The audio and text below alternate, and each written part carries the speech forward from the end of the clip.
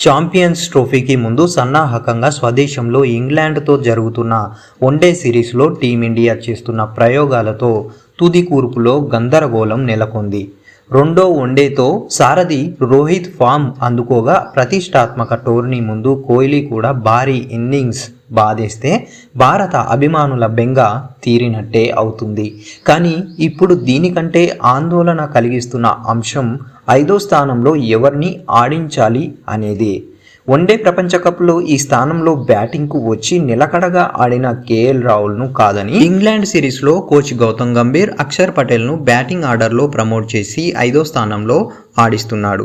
ఈ ప్రయోగంతో left hand right hand combination కుదిరి భారత్కు మెరుగైన ఫలితాలే వస్తున్నాయి.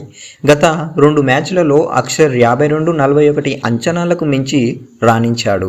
శ్రేయస్ హార్దిక్తో కీలక భాగస్వామ్యాలు నెలకొల్పాడు. కానీ 6వ స్థానంలో వచ్చిన రాహుల్ మాత్రం 2-10 విఫలమవుతున్నాడు. అక్షర్ రూపంలో ఈ ప్రయోగం విజయవంతమైన రాహుల్కు వచ్చేసరికి మాత్రం వికటించిందని చెప్పక తప్పదు.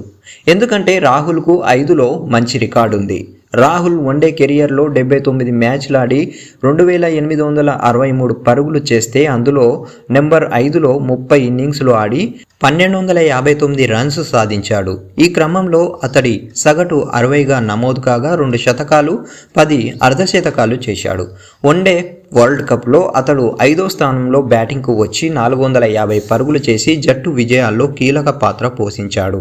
జట్టు కోసం ఓపెనింగ్ నుంచి 7వ స్థానం దాకా ఎక్కడైనా ఆడేందుకు సిద్ధంగా ఉండే రాహుల్ గత 2 మ్యాచ్లలో మాత్రం లయ తప్పాడు. 6వ స్థానంలో అతడు 6 ఇన్నింగ్స్లలో 42 పరుగులు మాత్రమే చేశాడు.